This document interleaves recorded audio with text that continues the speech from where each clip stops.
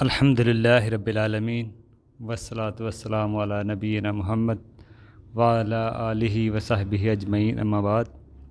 شوہر کے حقوق دیکھیں، بیوی کے اوپر واجب ہے کہ شوہر کی اطاعت کرے اور فرما برداری کرے، اللہ کے حقوق بھی ادا کرے اور شوہر کے حقوق بھی ادا کرے۔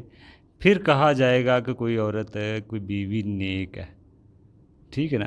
اللہ کے حق بھی دو مقدم ہے، شوہر کے حق سے بھی اللہ کے حق، نماز روزہ، یہ جو اللہ کی عبادت ہے وہ اللہ کا حق ہے، تو وہ اللہ کے حق بھی ادا کرے اور شوہر کے حق بھی، حقوق بھی ادا کرے جو بیوی و واجب ہے۔ پھر ہی کہا جائے گا کوئی بیوی نیک عورت ہے۔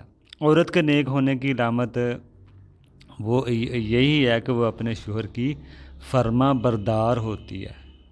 عورت کے نیک ہونے کی علامت ہے کہ وہ عورت اپنے شوہر کی فرما بردار ہوگی۔ اطاعت کرنا شوہر کا حق ہے، یعنی کہ بیوی کے لیے شوہر کی اطاعت کرنا یہ شوہر کا حق ہے۔ جیسے شوہر کو اللہ تعالیٰ نے مرد کو حاکم بنایا ہے بیوی کا، اس لیے اطاعت بھی واجب ہے، کیونکہ بیوی کی ذمہ داری ہے شوہر پر بیوی کی ذمہ داری ہے نان نفقے کی۔ جیسے نبی علیہ السلام نے فرمایا، کوئی عورت 5 وقت کی نماز پڑھے، روزہ رکھے اور شوہر کی اطاعت کرے، شرمگاہ کی حفاظت کرے، 8 دروازوں سے داخل ہو جائے جنت میں 8 دروازوں سے داخل ہو سکتی ہے۔ اس کی فضیلت ہے، اسے کہا جائے گا کہ یہ عورت کے لیے 8 دروازوں میں داخل ہو جائے، لیکن یہ عورت کی ایک بڑی فضیلت ہے۔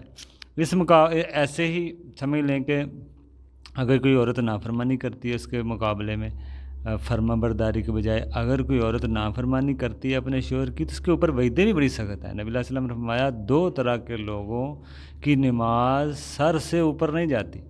ایک تو وہ غلام جو اپنے آقا سے بھاگ جائے، دوسرا وہ عورت جو شوہر کی نافرمانی کرتی ہے۔ اس سے بڑی وعید کیا ہو سکتی ہے؟ اسی طرح اگر کوئی شوہر کو ناراض کر کے رات اسی طرح گزارے، بیوی پوری رات فرشتے اس پہ لعنتیں کرتے ہیں۔ ایسا کیوں ہے؟ کیونکہ شوہر کا حق بڑا ہی مقدم ہے، بڑا ہی عظیم ہے۔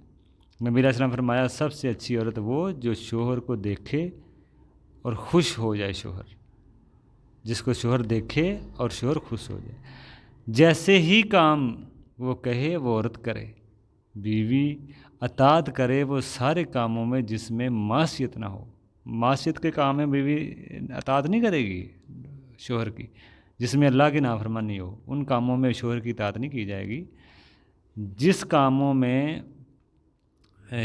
کاموں میں اطاعت کی جائے گی جو نافرمانی کے نہیں۔ دوسرا، والدین کی اطاعت سے بھی زیادہ شوہر کی اطاعت ہے۔ والدین، کیونکہ اب تو پہلے بیوی اپنے ماں باپ کے نان نفقے میں تھی، اب تو شوہر کے نفقے میں آ گئی ہے، تو شوہر کے حق والدین سے مقدم ہے۔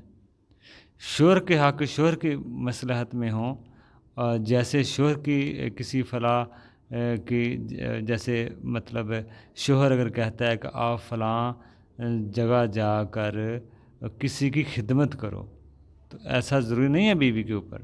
بیوی کی خدمت شوہر کی واجب ہے اور شوہر کی مصلحت میں بات ہو۔ یہ نہیں ہے کہ شوہر حکم دے رہا ہے کہ پورے خاندان کے جا کے آپ خدمت کرو، اس طرح کے کاموں میں نہیں ہے بیوی کے اوپر۔ شوہر کی مصلحت میں جو کام ہے وہ بیوی پہ واجب ہے۔ اب شوہر یہ نہیں ہے کہ ایسے ظلم کی باتیں کہتے رہے، آپ نے فلاں کے کام بھی کرنے ہیں، آپ نے یہ بھی کرنا ہے، آپ نے اس کا بھی کام کرنا ہے، یہ نہیں۔ اس میں یہ مصلحت کی بات نہیں ہو رہی، شوہر کی مصلحت کی بات ہو رہی۔ ایسا کیوں ہے؟ وہ اس لیے کہ شوہر کو قوام ہے، حاکم ہے، ذمہ داری ہے شوہر پر بیوی کی، تو اللہ تعالیٰ نے یہ تقسیم کی ہے، یہ اللہ تعالیٰ کی تقسیم ہے، کوئی اعتراض اس پہ نہ کرے۔ لیکن افسوس، آج عورتیں حاکم بنی ہوئی ہیں۔ اللہ نے حاکم مرد کو بنایا ہے، شوہر کو بنایا ہے، لیکن عورتیں حاکم بنی ہوئی ہیں۔ شریعت نے حاکم مرد کو بنایا ہے۔ اگر بیوی حاکم بن جائے گی تو شوہر بیوی کے اشارے پر کام کرے گا نا، ٹھیک ہے نا۔ جیسے بیوی کہہ دے ماں باپ بہن بھائیوں کو آپ نے نہیں دیکھنا، تو یہ سارے معاملات ہی خراب ہو جائیں گے۔ تو اس لیے حکومت بیوی کی اگر بن جائے گی تو گھر میں ماحول خراب ہوگا، کیونکہ جو حاکم ہو وہ حکومت کرنا چاہتا ہے، تو اس لیے اگر عورت کو حاکم بنائیں گے تو بہت سارے مسائل پیدا ہوں گے۔ ہمیں غور کرنا کی ضرورت ہے کہ اگر شوہر کو حاکم بن رہا ہے شوہر، تو شریعت نے تو بیوی کے ساتھ اچھا سلوک کرنے کو کہا ہے۔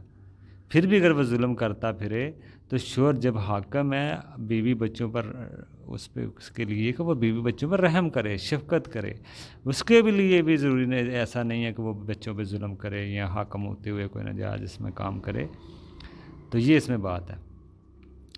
تو یہ باقی مزید آگے بھی دیکھتے ہیں ہم کہ بیویوں کے اوپر شوہروں کو کیا حق ہے.